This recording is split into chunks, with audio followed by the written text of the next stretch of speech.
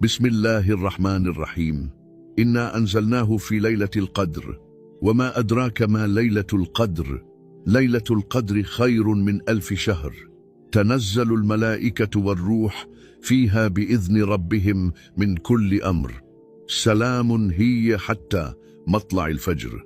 Imaginez que vous ayez vécu 83 ans, priant chaque jour, jeûnant chaque ramadan, faisant des dons caritatifs, élevant vos enfants, adorant Allah, puis que vous mouriez. Imaginez maintenant que votre voisin fasse de même, et le voisin de votre voisin aussi. 3 vies consacrées à l'adoration. Imaginez maintenant qu'une seule personne, en une seule nuit, gagne plus que les 3 réunis. Cette nuit existe, elle revient chaque année, et la plupart d'entre nous la passons à dormir. Allah subhanahu wa ta'ala ne nous a pas seulement offert Laylatul Qadr en cadeau, il l'a qualifié de meilleur que 1000 mois dans ses propres mots, dans le Coran, pour toujours.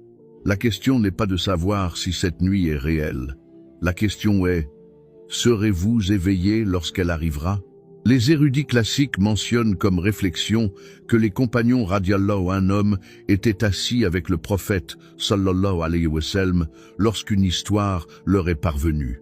Un homme de Bani Israël, un guerrier du culte, avait passé 80 ans dans une dévotion totale à Allah. Pas un seul péché, pas un seul moment d'insouciance. 80 ans de sa vie donnés entièrement, complètement, sans interruption. Les compagnons se sont tus, car ils ont fait le calcul. Et le calcul était accablant. La plupart d'entre eux n'avaient même pas vécu 80 ans. Comment pourraient-ils jamais atteindre ce que cet homme avait construit? Comment l'un d'entre eux, avec ses péchés, ses erreurs, ses faiblesses humaines, pourrait-il jamais s'en approcher? Il y avait une lourdeur dans cette réunion. Le sentiment que, quels que soient leurs efforts, ils étaient tout simplement en retard, nés à la mauvaise époque, avec une vie trop courte. Et puis, Allah subhanahu wa ta'ala a révélé 5 versets, juste 5, et tout a changé. Inna anzalnahu fi laylatul qadr. Arrêtez-vous au premier mot. Inna, un mot qui exprime une certitude absolue en arabe. Pas, peut, être. Pas, on dit. Allah subhanahu wa ta'ala commence par une déclaration qui ne laisse aucune place au doute. Et puis, anzalnahu, nous l'avons fait descendre. Le pluriel royal, le pluriel de majesté.